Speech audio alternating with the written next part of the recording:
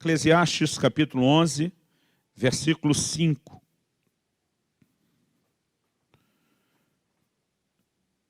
O texto sagrado diz: assim como tu não sabes qual o caminho do vento, nem como se formam os ossos no ventre da mulher grávida, assim também não sabes as obras de Deus, que faz todas as coisas. Você pode repetir isso comigo?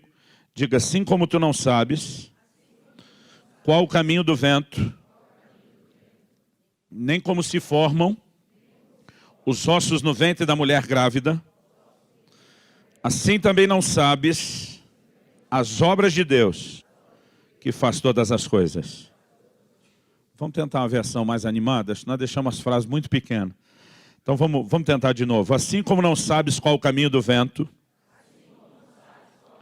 nem como se formam os ossos no ventre da mulher grávida, assim também não sabes as obras de Deus, que faz todas as coisas. Esse texto, em primeiro lugar, nós podemos destacar que ao falar das obras de Deus, ele menciona um Deus que faz todas as coisas. Eu quero hoje falar a respeito da forma de Deus agir e de trabalhar, e o propósito, a intenção da minha mensagem é exaltar a soberania de Deus. Um Deus que está no controle de todas as coisas, um Deus que governa todas as coisas, um Deus cuja mão continua se movendo, um Deus que continua agindo em todas as coisas. Mas ao mesmo tempo eu quero também explorar uma característica desse agir da parte de Deus, que é apresentado nessas duas figuras, nessas duas ilustrações. Em primeiro lugar, ele diz: assim como não sabes qual o caminho do vento. Essa palavra traduzida aqui, não sabes, ela foi, na verdade, traduzida na NVI, a Nova Versão Internacional, como não conhece. Essa palavra no original hebraico é a palavra yada. Ela significa, o seu significado primário é conhecer, mas um dos significados apontados é perceber e ver. Fala de um conhecimento que envolve a percepção visual. E não apenas o significado sugere a percepção visual junto com o conhecimento, mas os dois exemplos que foram dados falam disso. Quando ele cita o caminho do vento, é lógico que o caminho do vento, as correntes de ar, elas não são visíveis aos nossos olhos. Isso não significa que esse caminho não seja real. Em algum momento você pode sentir a brisa no rosto, você pode ver uma árvore balançando, e naquele momento você sabe, o vento está soprando para lá. Mas ainda que você saiba, naquele momento, naquele lugar, para onde o vento está soprando, a gente não sabe, como diz o ditado antigo, onde é que o vento faz a curva. Porque as correntes de ar se alternam o tempo todo. Então esse mesmo vento que está soprando naquela direção, daqui a pouco ele vai se alternar, e essas correntes de ar, ou o caminho do vento, ele é algo invisível aos nossos olhos. É algo certo, é algo real, é inquestionável que o vento tem o seu caminho, porém nós não temos necessariamente uma evidência diante dos nossos olhos. Depois ele cita um segundo exemplo, assim como não sabes como se formam os ossos no ventre da mulher grávida. Está falando da criança em formação no ventre da sua mãe. Se esse exemplo significasse meramente conhecimento, a gente poderia dizer que nem atual, nem contemporânea mais essa frase é.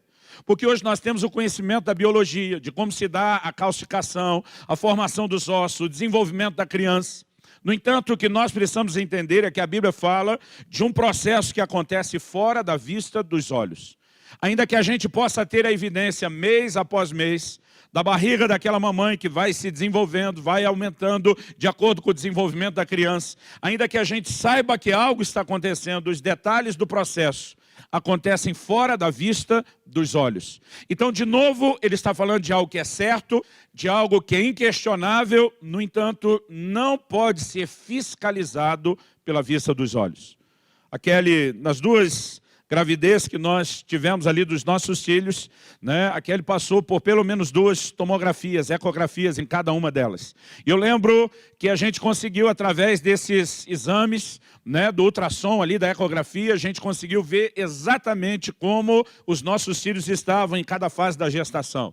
Dá para ver que estava tudo em ordem. Mas apesar de um momento a gente ter um contato visual através de um exame, o processo todo acontece fora da vista dos olhos. E é depois de usar esses dois exemplos que ele diz, assim também. Em outras palavras, da mesma forma, semelhantemente, da mesma maneira, não sabes as obras de Deus.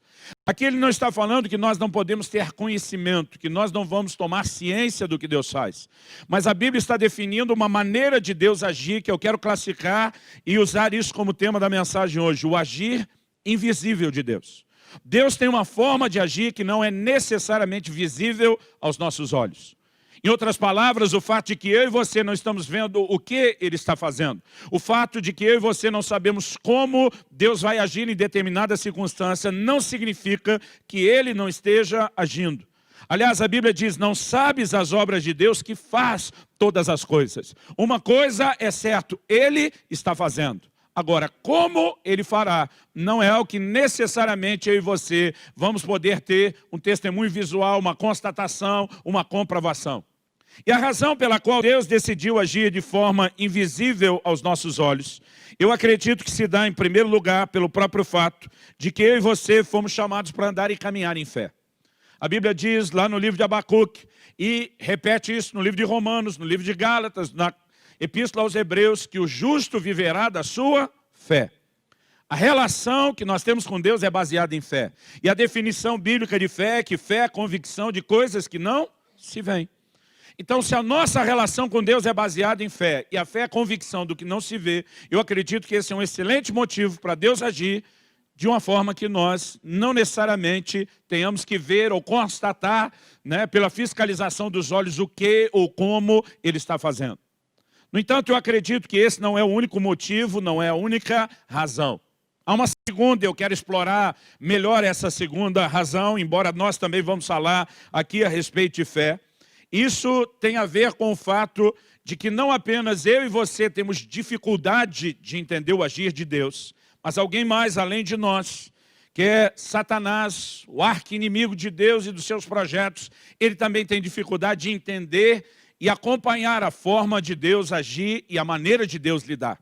Eu acredito que uma das razões pelas quais Deus quis agir de maneira que nós não necessariamente entendêssemos, compreendêssemos ou enxergássemos, é não apenas para nos chamar a um lugar de fé e confiança, mas é para deixar também Satanás, o diabo, né, perdido em relação à forma de Deus agir. E há uma razão pela qual Deus quer deixar o inimigo assim. Antes de explorar isso, eu quero começar declarando e estabelecendo aqui como primeiro ponto, né, como primeiro argumento do que nós queremos trabalhar, que o agir de Deus, ele vai além da nossa compreensão.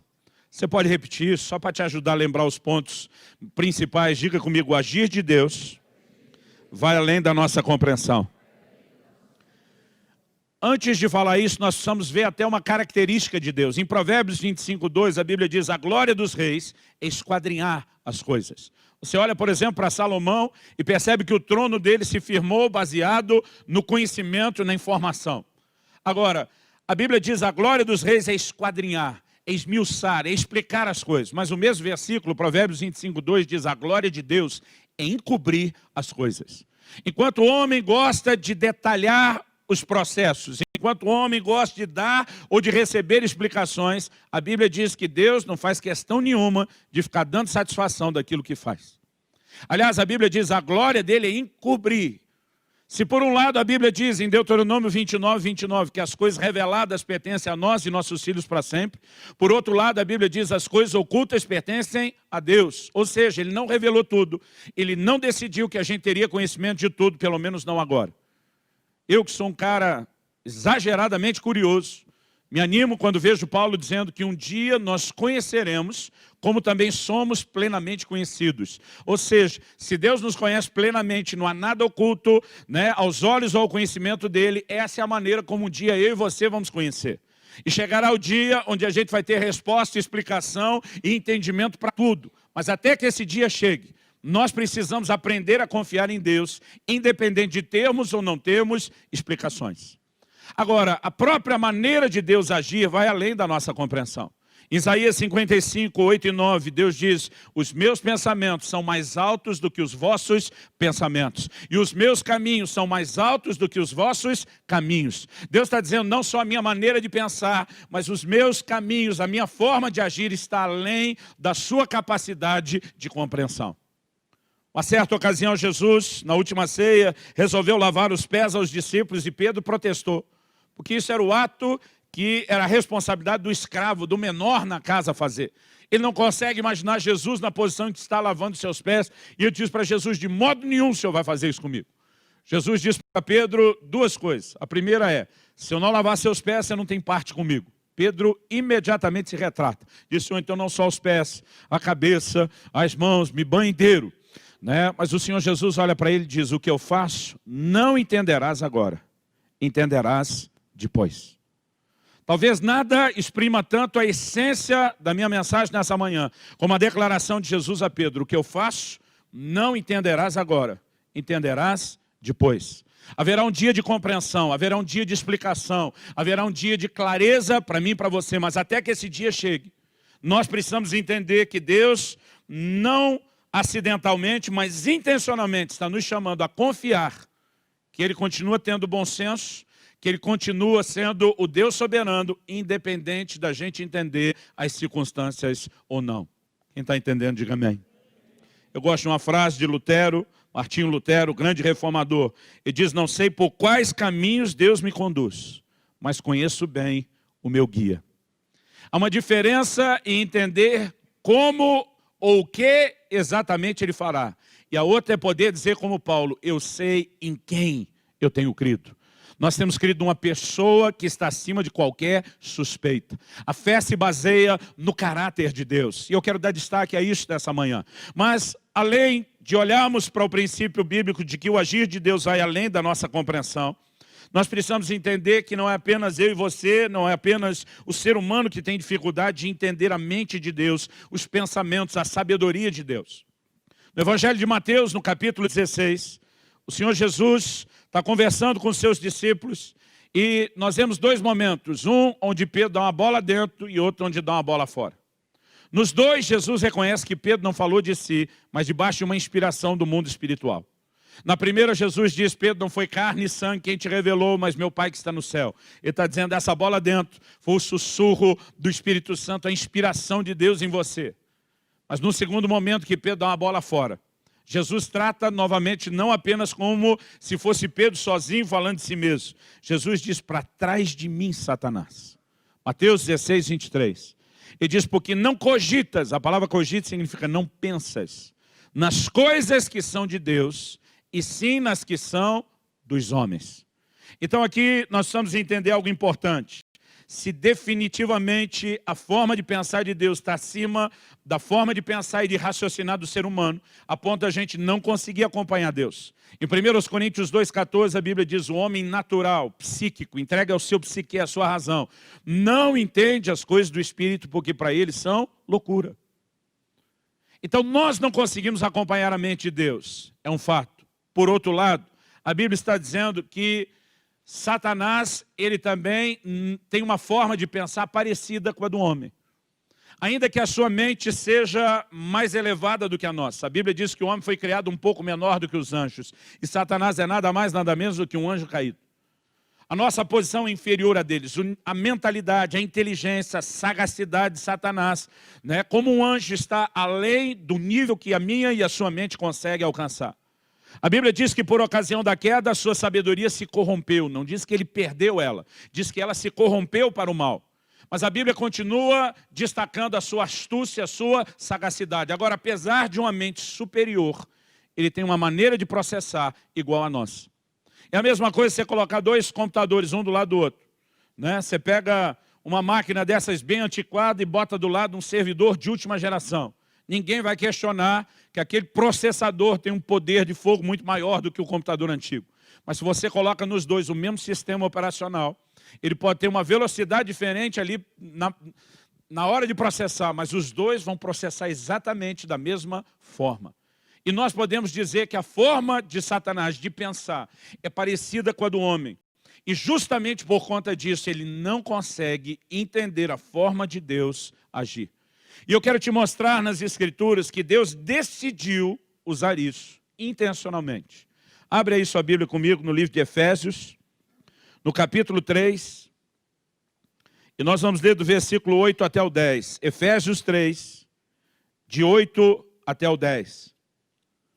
O apóstolo Paulo, pelo Espírito Santo, está dizendo o seguinte: a mim, o menor de todos os santos, me foi dada essa graça de pregar aos gentios o evangelho das insondáveis riquezas de Cristo e manifestar qual seja a dispensação do mistério, desde os séculos, oculto em Deus que criou todas as coisas, para que pela igreja a multiforme sabedoria de Deus se torne conhecida agora dos principados e potestades nos lugares celestiais.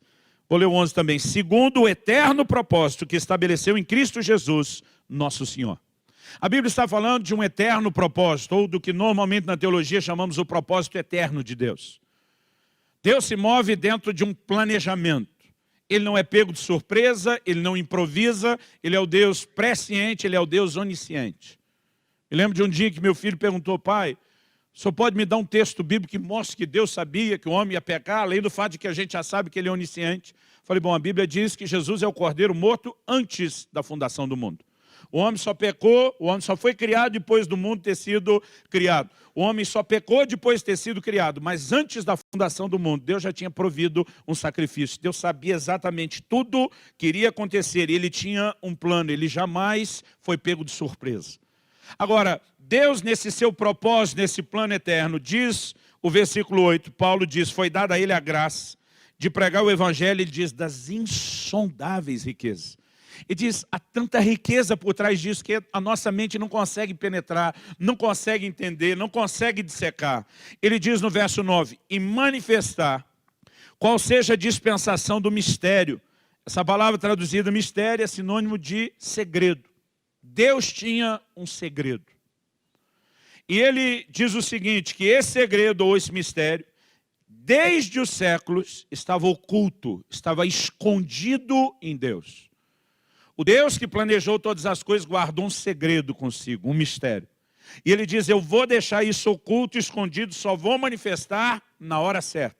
E é no versículo 10 que ele diz, para que agora, pela igreja, nesse tempo, aquilo que antes ficou guardado e escondido, possa ser manifestado. Ele diz, para que agora, a multiforme sabedoria de Deus. Essa expressão fala que a sabedoria de Deus tem muitas formas. Irmão, deixa eu te dizer algo, você não pode botar Deus dentro de uma caixinha. Deus é muito maior do que isso. A sua sabedoria é infinita. Ela é chamada na Bíblia de multiforme. E a Bíblia diz que esse Deus de multiforme sabedoria, pela igreja, decidiu tornar conhecida dos principados e potestades nas regiões celestiais. É a maneira como a Bíblia se refere ao reino das trevas, ao exército do mal e de Satanás. E a Bíblia diz que pela igreja, Deus decidiu jogar na cara dos principados e potestades sua multiforme sabedoria. Como nós entendemos isso? Os capítulos 1 e 2 de Efésios são talvez dos capítulos mais profundos da Bíblia. Paulo está falando justamente dessa surpresa.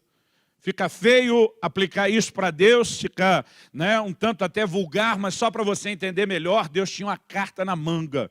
Ele tinha uma surpresa que foi guardada para um momento específico. Quando você lê o Velho Testamento, o tempo todo há promessas a respeito do reino de Deus. No livro de Daniel, isso ganha talvez a configuração mais clara. Nabucodonosor, e depois você pode checar isso lá em Daniel capítulo 2, Nabucodonosor tem uma visão. Ele vê uma estátua composta de 4 metais diferentes. A cabeça era de ouro, o peito e os braços eram de prata, o ventre de bronze, mas as pernas de ferro. E Daniel, ele não só diz ao rei Nabucodonosor o que foi que ele sonhou, mas ele dá o significado da visão e diz, tu, ó rei, é a cabeça de ouro, mas depois de ti virá um reino inferior ao teu. Ele está dizendo que cada mudança de metal seria uma mudança de reino.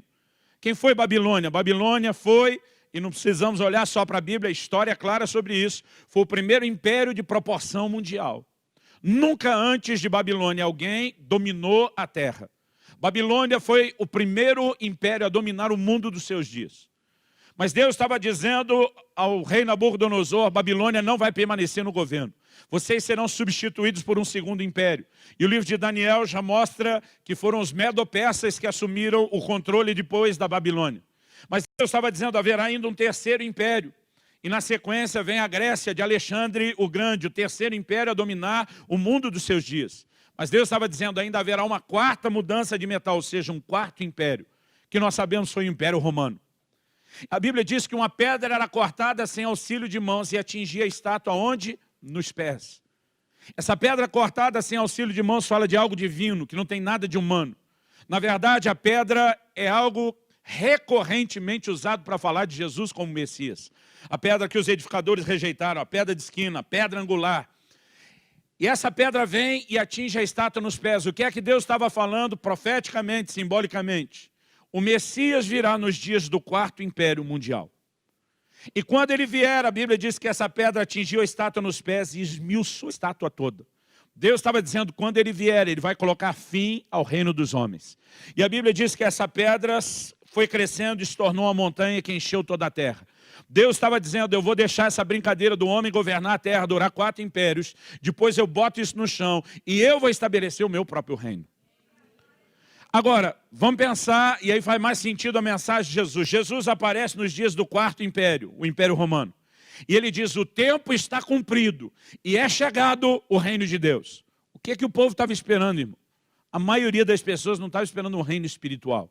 Eles estavam pensando, Deus vai derrubar o governo dos homens, ele vai governar a terra, mas eles estão pensando numa sequência de governo. Deus governará fisicamente a terra.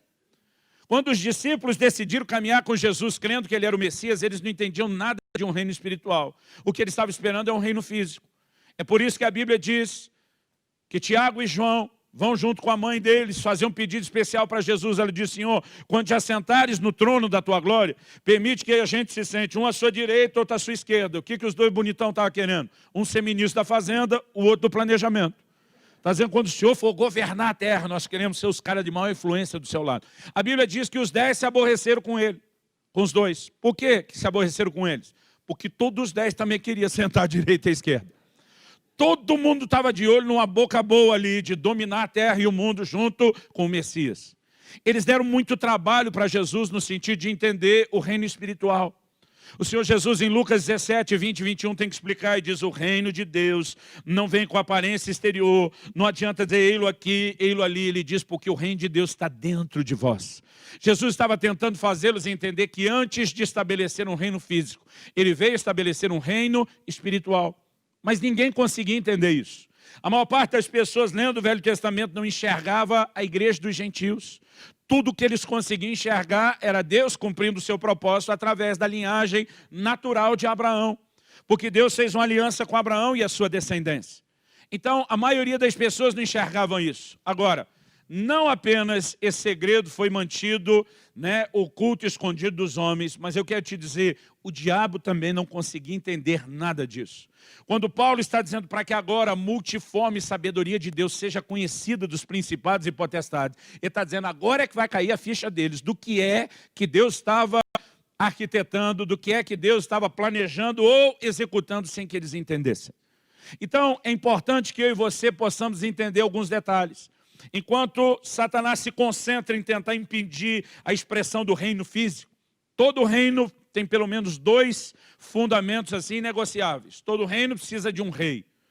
O rei do reino era o Messias prometido, que antes de ser revelado, foi revelado primeiro o povo do reino. Porque Deus fez uma promessa para Abraão. Em ti serão benditas as nações da terra. Deus está dizendo o que eu quero fazer, as famílias da terra. O que eu quero fazer na terra toda, vai começar através de você e vai transbordar para todo mundo. Então Deus está dizendo, vocês serão o povo, o agente de execução do cumprimento do meu plano e do meu propósito. E aí você vê Satanás travando uma verdadeira batalha contra essa nação. Nos dias em que Jesus se manifesta, eles já estão debaixo do 4º império mundial. Estão sufocados em termos de nação, como identidade. Agora, eles vêm enfrentando ao longo da história todo tipo de oposição. O livro de Esther nos mostra como, durante os dias do Império Medo-Persa, um plano foi arquitetado para tentar exterminar a nação ou a linhagem de Abraão, de Israel, num só dia. E durante muito tempo houve oposição. O que o próprio Satanás não conseguia entender é o que João depois vai nos explicar. Veio para o que era seu, mas os seus não o receberam. Mas a todos quantos o receberam, deu-lhes o direito de serem feitos seus filhos. Irmão, Deus guardou um segredo muito bem escondido. Enquanto os judeus estão lá se orgulhando de ser filhos de Abraão, Jesus, num momento específico, diz, dessas pedras Deus pode fazer nascer filhos de Abraão. Sabe o que Jesus está dizendo? Vocês não têm noção, vocês não têm ideia de onde Deus vai tirar o cumprimento da promessa dele, da linhagem de Abraão. E aí depois, voltando lá para o livro de Gênesis, você percebe que Deus falou duas coisas distintas. Ele diz para Abraão, a tua linhagem será como a areia do mar. Deus está dizendo, vou te dar uma linhagem terrena. Mas Deus também disse, a tua descendência será como as estrelas do céu. Deus está dizendo, eu vou te dar uma linhagem celestial. Escrevendo aos Romanos e principalmente aos Gálatas, Paulo explica que os que são da fé é que são filhos de Abraão. Na carta aos Romanos, capítulo 2, versos 28 e 29, ele diz que judeu não é aquele que é exteriormente, circuncisão não é aquela que é na carne, mas sim no coração.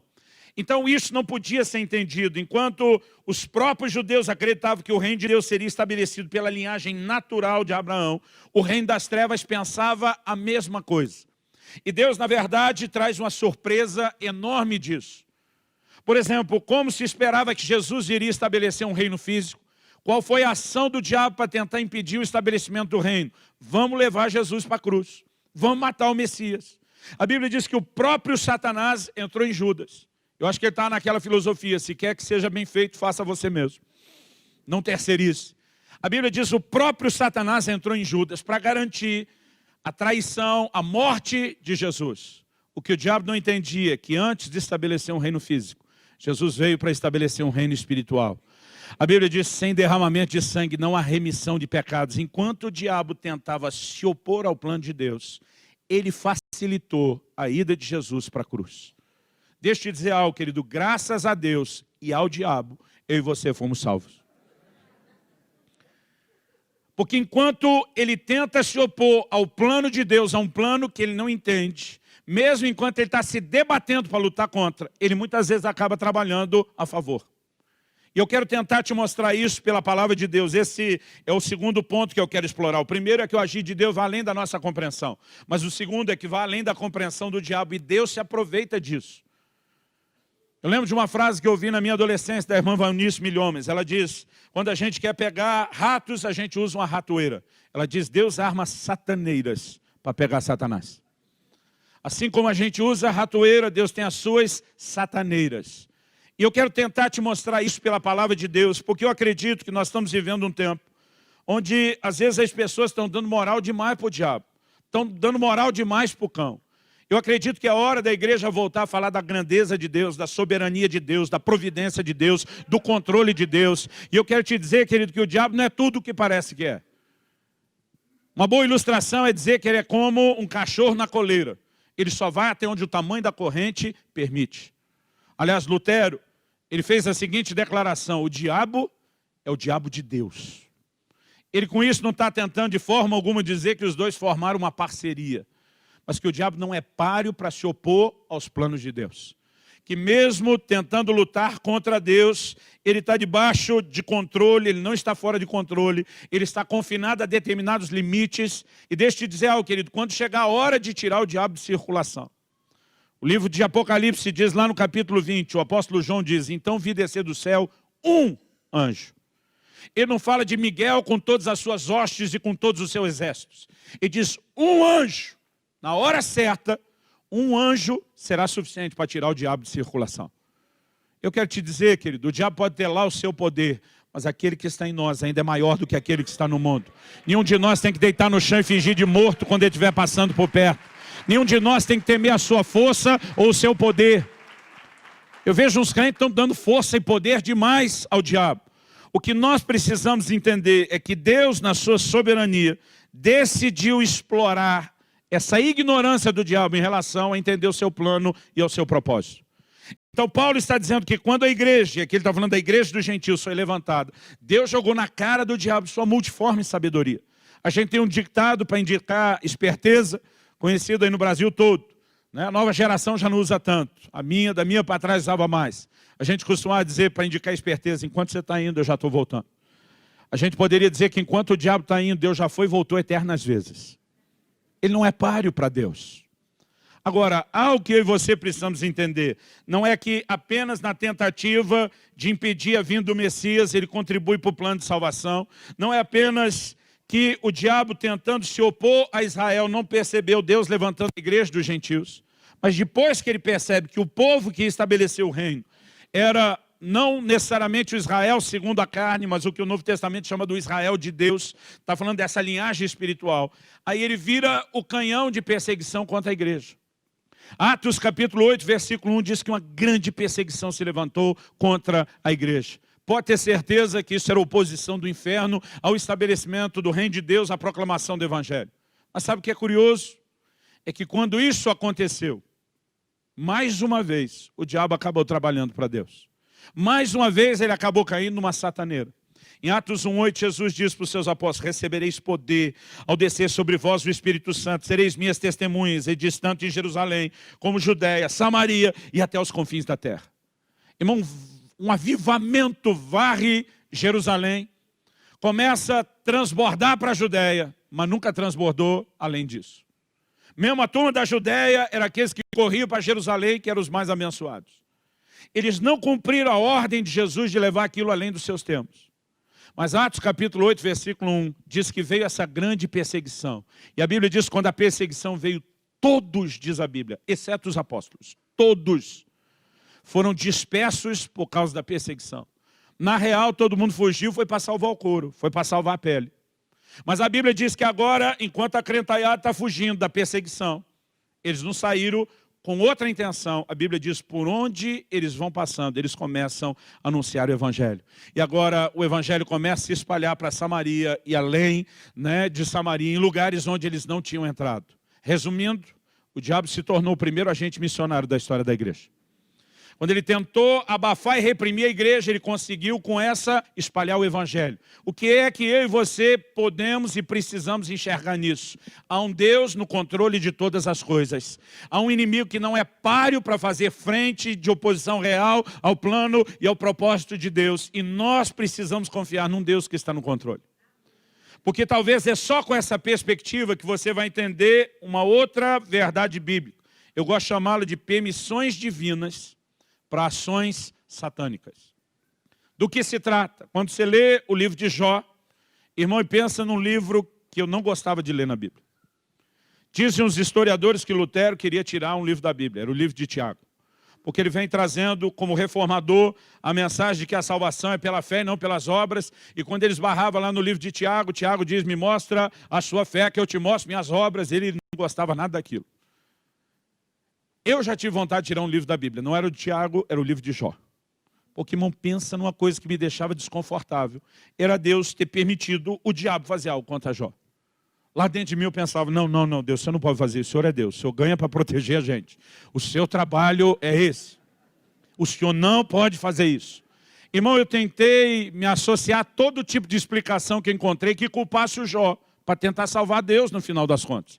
Porque eu dizia, se Jó for o culpado, nós inocentamos Deus na história. Então, eu comecei a argumentar junto com outros, aumentar algumas coisas, dizendo, não, o problema de Jó foi o medo. Em Jó 3,25 ele diz, o que eu temia me sobreveio, o que eu receava me aconteceu. E deixa eu te dizer, irmão, o medo não é coisa boa, não. Eu gosto de dizer que o medo é uma fé ao contrário, ao avesso. É a convicção de algo ruim que vai te acontecer. A gente não deveria dar lugar ao medo na nossa vida. Eu ficava, não, Jó tinha medo do seu filho pecar. Depois do banquete, ele nem sabia se pecou, já ia fazer sacrifício. Jó abriu a porta do medo. Foi assim que o diabo entrou. Mas um dia uma pessoa muito querida chegou para mim e falou, pastor, me ajude a entender. Com a sua sabedoria. Ela foi de um jeito que pareceu quem era o entendido da coisa, era eu.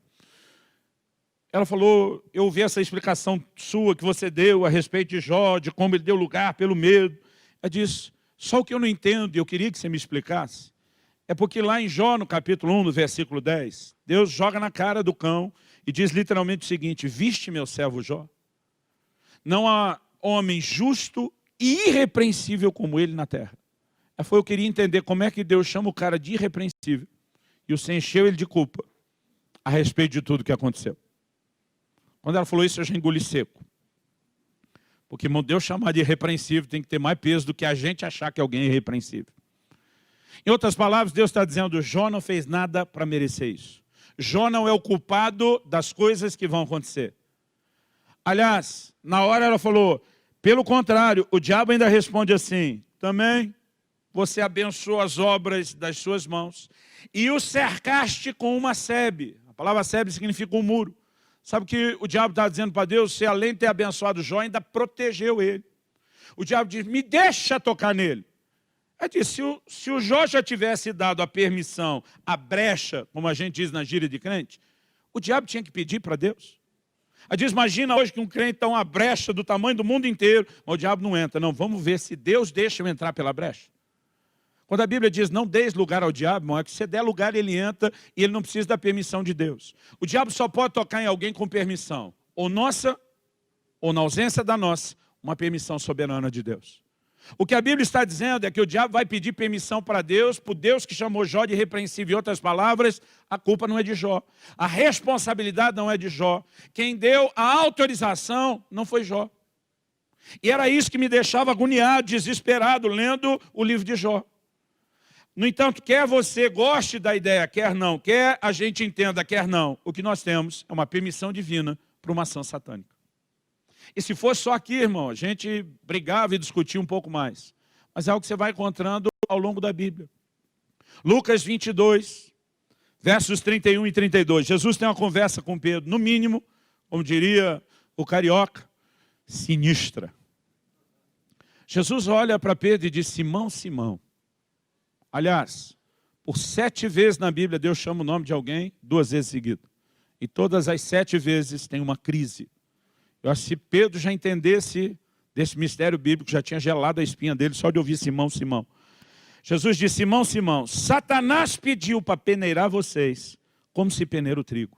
O irmão vai dizer que não é sinistra essa conversa?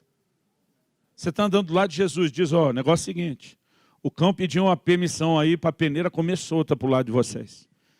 Ele quer passar a peneira e ver o que é que sobra. Imagino Pedro olhando para Jesus, meio assustado, desconfortável com esse tipo de assunto, dizendo, mas Jesus, o senhor não ia permitir uma coisa dessa, ia?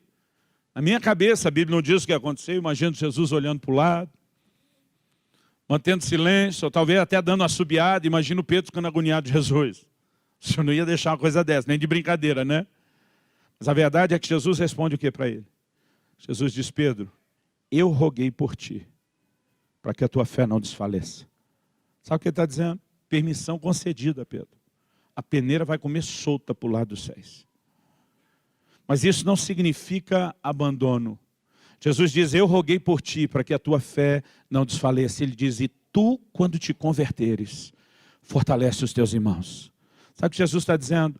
O fato de eu permitir que a peneira do diabo venha contra vocês não significa que eu estou abandonando. Pelo contrário, eu estou intercedendo em seu favor, para que a sua fé não desfaleça. Eu não abandonei você, Pedro. E deixa eu te dizer uma coisa, você vai sair dessa melhor do que entrou. Você vai sair dessa melhor do que entrou. E é uma perspectiva que eu e você precisamos ter, querido, de como Deus pode gerenciar circunstâncias difíceis que eu e você enfrentamos. A Bíblia fala dos amigos de Daniel que passaram literalmente por uma prova de fogo. Mas a Bíblia diz que quando eles saíram da fornalha, não havia cheiro de fumaça, não tinha queimado um fio de cabelo sequer. Mas a Bíblia fala de uma única coisa que o fogo teve o poder para queimar, as amarras que os prendiam. O rei Nabucodonosor olha e diz, nós não lançamos 3 homens amarrados no fogo. Aquela turma ganha para concordar com o rei e diz, é verdade, rei. Ele diz, eu porém vejo 4 homens soltos passeando na fornalha. E é algo que eu entendo nesse texto, que eu vejo Jesus falando para Pedro, querido, é que não importa aquilo que você esteja passando, isso não significa abandono. O 4º homem se manifestou naquela fornalha e eu creio que Deus está declarando, nunca te deixarei, jamais te desampararei. Eu estou convosco todos os dias até a consumação dos séculos. Isso não significa abandono. Jesus está dizendo, eu roguei por você para que a sua fé não desfaleça, Pedro. Mas você vai sair dessa melhor do que entrou. Sabe o que Jesus está dizendo? Eu decidi aproveitar um ataque de Satanás contra vocês para torná-los mais fortes, para torná-los melhores, para torná-los capacitados, para além de ter uma fé firme, vocês poderem abençoarem outros de uma forma distinta. Sabe o que Jesus está dizendo? O que eu estou colocando diante de Satanás é uma sataneira. O que eu estou colocando diante dele é uma armadilha. O que ele acha que é simplesmente uma oportunidade de feri-los, eu vou usar para reverter disso bem em seu favor. E a gente precisa entender isso na Bíblia. Carta à igreja de Esmina, no Apocalipse. Apocalipse 2:10. Irmão, tenta imaginar o seguinte, João, o apóstolo amado, tem as visões gloriosas da ilha de Patmos. O próprio Jesus envia um anjo. E esse anjo diz para João, você vai escrever carta para 7 igrejas da Ásia. Vamos imaginar que fosse hoje. E o Senhor selecionasse aqui 7 igrejas do Paraná. É o próprio Jesus mandando um recado personalizado para essas igrejas. E vamos imaginar que de alguma forma que a nossa fosse uma das 7 igrejas. E aí chega uma carta escrita pela mão e o punho de um dos 12 apóstolos do Senhor, dizendo: Jesus tem uma mensagem para vocês. O irmão estaria babando na primeira fila para ouvir atentamente cada palavra. Em Apocalipse 2:10 o Senhor diz assim: o diabo há de se levantar contra vós. Interessante que ele não diz, mas usa a autoridade do crente. Ele não diz, mas repreende meu nome, amarra o miserável do cão. Ele não diz, ora e jejua, e não estou dizendo que essas coisas não devam ser feitas. A única coisa que ele diz é, ser fiel até a morte e dar-te a coroa da vida. Jesus está dizendo, o diabo está vindo. Eu estou avisando vocês que ele está vindo. Ele não está fora de controle, mas ele terá permissão de vir contra vocês. Jesus pede uma única coisa, sejam fiéis, segura a onda, aguenta o tranco. Eu não estou abandonando vocês, eu estou avisando vocês de antemão. Permissões divinas para ações satânicas. É lógico que nós não estamos falando da regra. Isso cai muito mais na exceção do que na regra. Mas nós não podemos negar que isso também vai ser encontrado na palavra de Deus. Mas por outro lado, o que eu e você precisamos entender. E esse é o meu terceiro e último ponto aqui. Em primeiro lugar, a gente diz que o agir de Deus vai além da compreensão. Em segundo lugar, nós falamos que o diabo, por ignorância e não por disposição, ele acaba trabalhando para Deus. Mas em terceiro e último lugar, eu quero te lembrar que a Bíblia diz em Romanos 8:29, que todas as coisas, 8:28, todas as coisas cooperam para o bem daqueles que amam a Deus e são chamados segundo o seu propósito. A Bíblia não diz algumas coisas, não diz a maior parte delas, a Bíblia diz todas as coisas cooperam juntamente. Irmão, se tem alguém que pode ter a mania de conspiração, é o crente. Tudo conspira em seu favor. Aleluia. A Bíblia diz, todas as coisas cooperam para o bem dos que amam a Deus e são chamados segundo o seu propósito. Nós precisamos entender que Deus tem um plano, Deus tem um propósito na vida de cada um de nós. E Ele tem o poder de usar circunstâncias que nós não entendemos, que parecem contrárias. Ele tem o poder de usar até mesmo a oposição do inimigo para fazer com que a sua vontade, o seu plano se realize e se cumpra. Olha para a vida de José. José começa a receber sonhos da parte de Deus, palavras proféticas da parte de Deus. Eu vou te levantar, vou te colocar numa posição de governo, de autoridade, sua família vai se curvar diante de você. Irmão, o tiro parece sair pela culatra. Seus irmãos ficam aborrecidos, com inveja de tudo isso, acabam vendendo José como escravo, ele vai parar no Egito. Eles inventam uma história para Jacó, o pai de José, dizendo que seu filho morreu, a família está lá, né, vivendo um baita de um segredo, mas Jacó vivendo de luto, para muitos anos depois descobrir que não só o José nunca morreu. Agora eles vão ao Egito, numa época de crise, comprar comida. E eles descobrem que o camarada que está governando a maior potência do mundo da época é nada mais, nada menos que o seu irmão. Eles têm que se curvar diante dele exatamente da forma como Deus disse que aconteceria. Mas até que a palavra se cumprisse, a Bíblia diz que a palavra do Senhor o provou. José passou por uns bocados, irmão, que eu e você não queria estar na pele dele. Como escravo, a Bíblia diz que ele está prosperando, tem o favor do Senhor, mas a mulher de Potifar começa a dar em cima dele, ele se recusa a quebrar o princípio, o plano, o propósito de Deus, acaba injustamente na cadeia. Na cadeia está lá José, se torna, quando era escravo, a Bíblia diz que ele se tornou chefe dos demais escravos. Na cadeia ele se torna chefe dos presos, até que chega o dia em que ele, de fato, vê o cumprimento da palavra de Deus. Quando ele encontra seus irmãos que estão apavorados, porque agora sabe que ele tem o poder de retaliação contra eles, José dá uma explicação que eu quero que você leia comigo. Gênesis 45, de 5 a 8. Gênesis 45, de 5 a 8.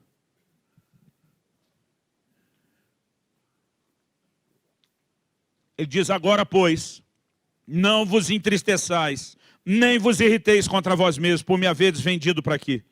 Porque para a conservação da vida, Deus me enviou adiante de vós. Quem que enviou? Deus. Verso 6, porque já houve 2 anos de fome na terra, e ainda restam 5 anos, em que não haverá lavoura nem colheita. Deus me enviou adiante de vós. Quem enviou? Para conservar a vossa sucessão na terra e para vos preservar a vida por um grande livramento.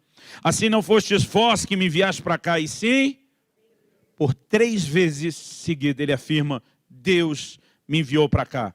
E diz, e sim, Deus que me pôs por pai de Faraó, senhor de toda a sua casa, e como governador em toda a terra do Egito. O que nós enxergamos aqui, querido? A soberania de Deus. Significa que Deus manipulou o coração dos irmãos de José, feito fantoche, para forçar que aquilo acontecesse? Não. Se você ir para Gênesis 50, no versículo 20, José, falando de novo com seus irmãos, ele mostra o outro lado da moeda. Em Gênesis 50, 20, ele diz, vós, na verdade, intentastes o mal contra mim. Ele está dizendo, o que vocês quiseram foi maldade mesmo. Vocês puxaram o meu tapete, o que vocês queriam era me derrubar. Ele diz, porém, Deus o tornou em bem, para fazer, como vedes agora, que se conserve muita gente em vida. José não está dizendo que Deus manipulou seus irmãos a fazerem aquilo com eles. Mas José está dizendo que Deus decidiu aproveitar a má intenção deles contra José, gerenciar isso e transformar em bênção. Porque deixa eu te dizer algo, querido, para Deus não existe refúgio. Toda e qualquer circunstância da minha e da sua vida é reciclável. Ele pode mudar, transformar, Ele pode usar tudo isso para não apenas nos colocar no trilho do cumprimento da sua vontade, mas ainda usar isso para extrair bênção para os outros. Porque Ele não apenas cumpriu a palavra que tinha na vida de José, mas Ele ainda usa isso para que José agora abençoe e sustente os seus irmãos. Aliás, esse é o único propósito de você ser abençoado e ser levantado para o lugar que Deus quer. Eu não acredito no gospel vingativo que muita gente está pregando e cantando hoje em dia. Que quem te viu passar na prova e não ajudou, agora vai ficar amargando.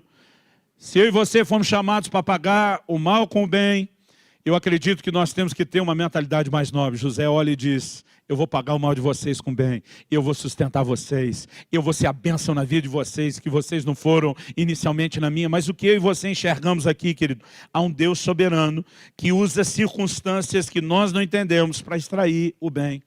No final das contas, depois de tudo que Jó passou, ele se levanta e diz, antes eu te conhecia de ouvir falar, mas agora os meus olhos te veem. Sabe o que Jó está dizendo? Eu passei um mau bocado, mas o meu relacionamento com o Senhor ganhou outra configuração. E ele ainda termina dizendo, bem sei que tudo podes, meu amado, e nenhum dos teus planos é frustrado. Sabe o que ele está dizendo? Nada nunca fugiu ao seu controle, nada nunca saiu da tua mão ou do teu governo. O Senhor continua sendo Deus sobre todas as coisas. E para mim é muito importante falar e ensinar a respeito dessas coisas, querido, porque às vezes a gente não entende o que é a tentativa de Satanás. Eu, quando comecei meu ministério, eu pregava, baseado no que Jesus diz lá, o ladrão vem para roubar, matar e destruir. Eu dizia, o diabo quer roubar a sua família, o diabo quer roubar a sua saúde, o diabo quer roubar o seu dinheiro. Eu descobri que não é isso que ele quer roubar. Isso é um meio que ele usa para tentar chegar a um fim. O que ele quer roubar é a sua comunhão com Deus. O que ele quer roubar é a sua fé. O que ele quer roubar de você é um lugar seguro. Pensa no lugar mais seguro do mundo, é o colo de Deus. Jesus disse, as minhas ovelhas ninguém pode arrancar da minha mão. Quando você vai para o colo de Deus, irmão, não tem quem possa te arrancar de lá. Não tem capeta, não tem demônio, não tem inferno, não tem para ninguém. Paulo diz, eu estou bem certo que nem a morte, nem a vida, nem principado, nem potestade, ele diz, nada poderá nos separar do amor de Deus. Então não há nada nem ninguém que nos arranque do colo do Senhor. No entanto, Deus não nos fez reféns no seu colo. Ele não obriga a gente a ficar lá. E o único que tem o poder de tirar você de lá é você mesmo. O diabo não pode te tirar de lá, mas ele sabe que você pode sair. Qual é o jogo sujo, barato, mesmo o antigo jogo dele de sempre? Indispor seu coração contra Deus. Para que você desça do colo de Deus e seja encontrado nesse lugar onde você acaba sendo ferido e atingido pelo propósito inicial do próprio Satanás. E muitas vezes o que nós não entendemos é que essas circunstâncias contrárias, elas nos refletem uma ideia de abandono de Deus. Uma ideia que eu e você jamais deveríamos aceitar. A Bíblia diz que Deus é fiel, mesmo quando eu e você não somos. A Bíblia fala de um Deus que jamais nos deixará. A Bíblia ainda fala de um Deus que tem o poder de usar essas circunstâncias para trabalhar em nosso favor e não necessariamente contra nós. Eu e você precisamos entender que a fé se apoia no caráter de Deus, num Deus que está acima de qualquer suspeita. Tem muita gente que a maneira dele relacionar com Deus depende das circunstâncias. Quando a vida de Jó começa a desmoronar, a mulher dele vira para ele e diz, amaldiçoe seu Deus e morre. Sabe o que ela está dizendo? Deus é bom e vale a pena enquanto está cuidando da gente, enquanto está dando tudo certo, enquanto ele está dando o que a gente quer. Se o negócio enfeiou, vira sua boca, fala contra ele, morre de uma vez, desista de tudo. E essa tem sido a fé de muita gente. Jó vira e fala para sua mulher o que muito marido já quis falar para a sua. Você fala como uma louca, ele diz. Ele diz, ainda que ele me mate, eu o louvarei. O que ele está dizendo? Pode até parecer que ele quer me matar, que ele quer acabar com a minha raça, mas Jó está dizendo lá no fundo, irmão, a fé sabe que Deus está interessado não em me destruir, nem em te destruir. Através do profeta Jeremias, Deus diz, eu é que sei os pensamentos que eu tenho acerca de vós. São planos de bem e não de mal, para vos dar um futuro e uma esperança. Ele está dizendo, quem sabe o que eu penso a seu respeito sou eu, não é você. Ele diz, os meus pensamentos são bons a teu favor. Eu quero o melhor para você, Deus está dizendo, mas qual é o jogo do diabo? Tentar nos indispor contra Deus. Agora, a fé sabe que Deus é fiel. Jó consegue declarar ainda que ele me mata, ou que pareça que ele esteja me matando, eu vou louvá-lo. Mas ao mesmo tempo, querido, a fé, ela não desiste. Ele diz, mas eu sei que o meu Redentor vive e ele há de se levantar sobre a terra. Sabe o que Jó está dizendo? As circunstâncias vão mudar. Quem não muda é o Deus em quem eu acredito. E nós precisamos aprender a declarar como Paulo, eu sei em quem eu tenho crido. Não é no que nós estamos crendo, é em quem. É a pessoa, que ela é digna de confiança. Por favor, diga amém. Agora, quando entendemos isso, querido, o nosso posicionamento muda. E a gente tem que ter uma fé inabalável, mesmo no meio de circunstâncias que nós não entendemos. Porque ensinar essas coisas se tornou importante para mim. Em agosto de 1993, eu tive um acidente de carro que me trouxe muito questionamento. Eu sou vivo só por um milagre. Declaração dos médicos, enfermeiros, que não eram cristãos, não era nem minha. Mas mesmo tendo sobrevivido de uma forma milagrosa, todo mundo dizendo que teu santo é forte, alguém vela por você, aquele linguajar todo de quem, né, não entende a palavra de Deus da mesma forma que a gente. Eu lembro que eu tinha um questionamento enorme. Eu dizia, Deus, por que é que o Senhor permitiu isso? Eu dizia, na verdade, o tempo todo eu dizia para Deus, tenho certeza que isso foi coisa do cão, foi coisa do diabo. Mas eu dizia para Deus, o diabo só pode tocar em alguém com permissão. Falei, ou minha ou sua. Eu dizia para Deus, nós dois sabemos que não fui eu. Eu dizia, por eliminatória só sobrou você. Eu dizia para Deus, eu recorro ao Supremo Tribunal Celestial, eu apelo em última instância. Não fui eu, o Senhor sabe que não fui eu. Apesar que nessa hora você tem que lidar com aquela turma, tipo os amigos de Jó, que eu prefiro chamar de os amigos da onça. É gente que está o tempo todo tentando fazer de você o culpado. Não, mas tem algum pecado oculto. Tem alguma coisa que você não confessou. Né? Sempre tem alguém, irmão, querendo explicar o que não entende. Eu lembro de alguém que me perguntou, mas vocês oraram antes da viagem? Teve um dia que o irmão falou, tem certeza que não tem pecado? Eu falei, estou quase pecando, é agora. Vou voar no seu pescoço, miserável. Aí o cara me perguntou, vocês oraram antes da viagem? Eu falei, irmão, a gente não orava só antes da viagem, a gente orava a viagem inteira. O dia do meu acidente, a gente está 6 horas orando dentro daquele carro, sem parar. Pensa numa reunião de oração ambulante, irmão.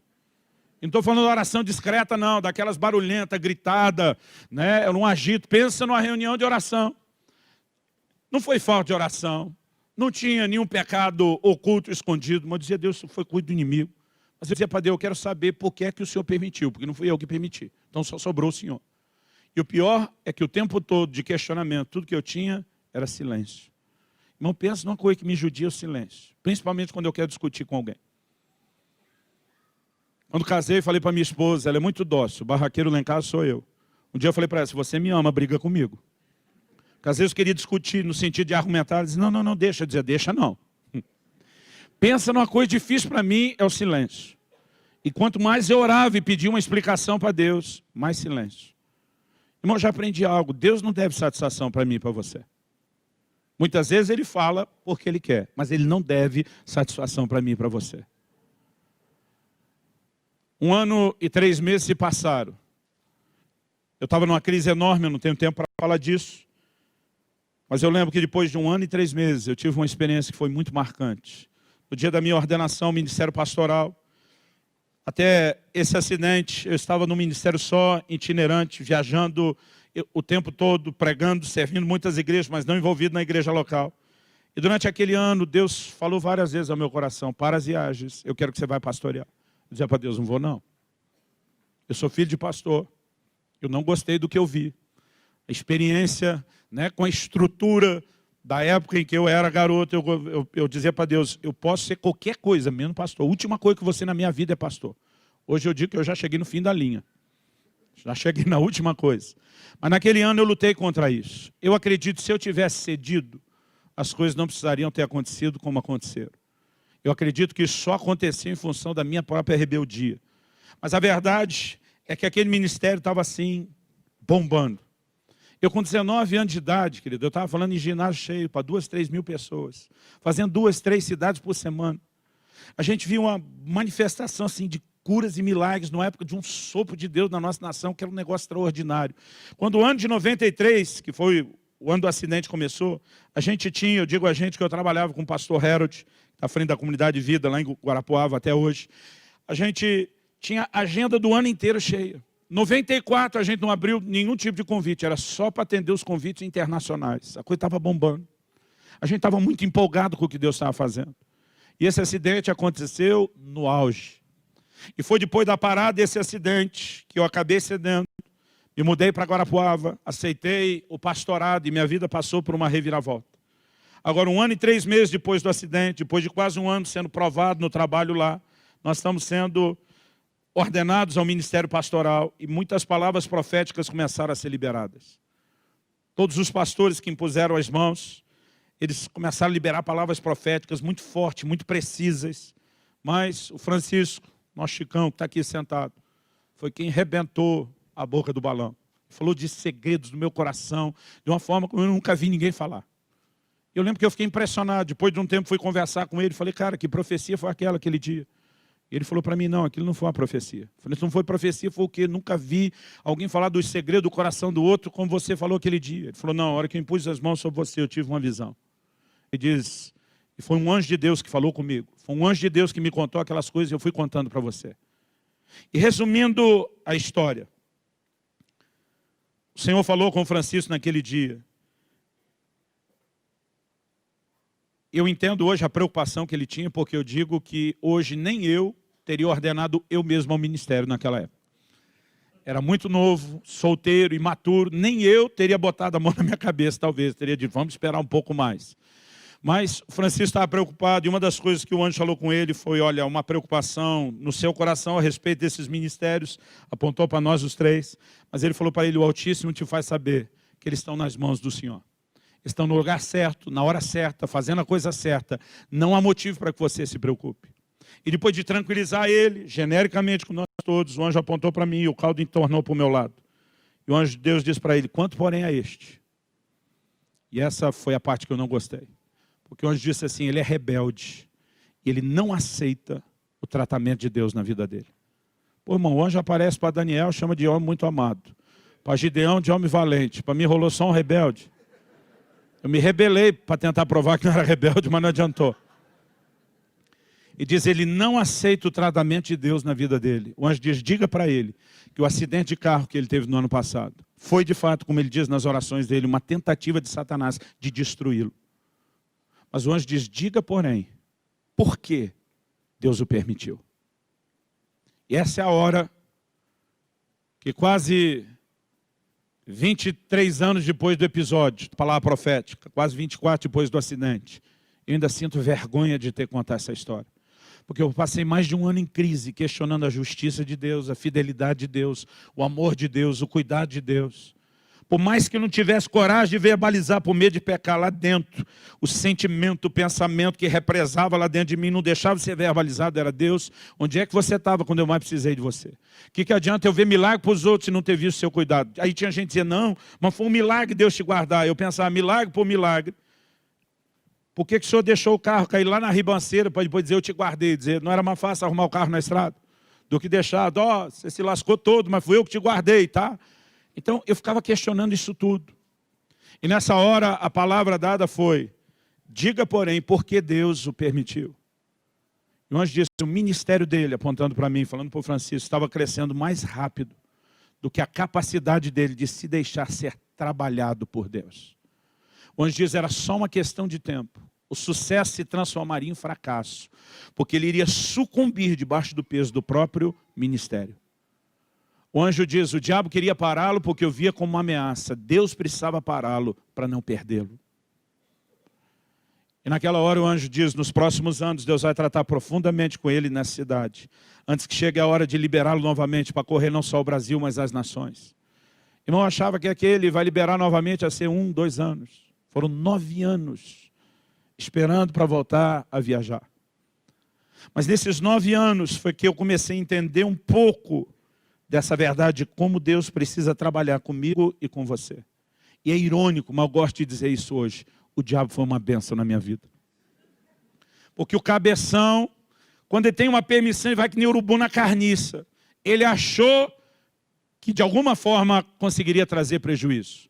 Deus usa um prejuízo material para produzir algo diferenciado na minha vida, para me colocar de volta nos trilhos, no eixo do qual eu nunca deveria ter saído. E eu comecei a entender a partir disso, que da soberania de um Deus. Eu não acredito que eu tinha que ter passado por isso. Se eu tivesse parado antes, talvez nada disso teria sido necessário. Se eu tivesse sido sensível ao Senhor e obedecido Ele antes, talvez não precisasse passar por um processo doloroso. Mas ainda assim, eu gosto de dizer, Ele é fiel mesmo quando nós não somos. Deus foi criando oportunidades para que eu não me perdesse fora do plano e do propósito dEle. Mas hoje a razão pela qual eu sinto vergonha de contar a história, querido, é porque enquanto eu estava acusando Deus de abandono, na verdade Ele estava me protegendo. Enquanto eu estava dizendo, onde é que você estava que não cuidou de mim? Na verdade, Ele estava era cuidando de mim. Chegará um dia, querido, onde nós vamos entender coisas que hoje nós não entendemos. O Senhor falou comigo e disse, eu te deixei entender o que aconteceu nesse acidente. Porque eu quero que você use isso como uma ilustração, eu quero que você ensine isso. Eu quero que você pregue isso por onde eu te levar, pelo Brasil e as nações. Chame as pessoas a um lugar de confiança, no meu cuidado, no meu governo, na minha soberania. Chame a minha igreja a um lugar de fé e de uma confiança cega se for necessário. Mas o Senhor disse, você vai passar por outras circunstâncias que você não vai ter explicação. E você vai ter que confiar. E eu tenho aprendido, querido, a confiar nesse agir invisível de Deus. Eu não sabia que havia uma tentativa de Satanás contra mim. Eu não sabia que Deus decidiu usar uma sataneira contra o próprio diabo. Eu não sabia como Deus estava me guardando e protegendo. Mas a verdade, baseada não na minha história, não no meu acidente, mas no que a palavra de Deus diz, é que há um Deus cuidando de nós. É que todas as coisas concorrem juntamente para o bem daqueles que o amam e são chamados segundo o seu propósito. Você pode dizer amém? Vamos ficar em pé. Eu gostaria que você declarasse comigo mais uma vez, assim como não sabes o caminho do vento, nem como se formam os ossos no ventre da mulher grávida, assim também não sabes as obras de Deus, que faz todas as coisas. Olhe para cá um instante. Há um poema que ficou muito conhecido no Brasil, não pelo seu título. Ele, na verdade, ganhou uma espécie de apelido. A gente normalmente se refere a ele como Pegadas na Areia. O seu título original é Hoje Eu Tive um Sonho. A autoria desse poema é atribuída a uma missionária canadense chamada Margaret Powers. E ela descreve algo interessante, uma analogia interessante. Ela descreve a trajetória da sua vida como alguém que anda e trilha pela areia da praia. E ela percebe que atrás de si, enquanto anda, tem não um, mas dois pares de pegada. E ela entende que o segundo par de pegada, embora não veja ninguém, é Deus andando ao seu lado. Mas há um momento onde vem o questionamento. Porque ela diz que ao olhar para trás, ela percebia que nos piores momentos da sua vida, ela enxergava só um e não dois pares de pegada. O que fazia equivocadamente questionar, Senhor, onde você estava nos momentos que eu mais precisei de você? Mas esse é o momento onde Deus explicava e dizia, minha filha, o par de pegada que sumiu não foi o meu, foi o seu. Nesses momentos eu estava te carregando no colo.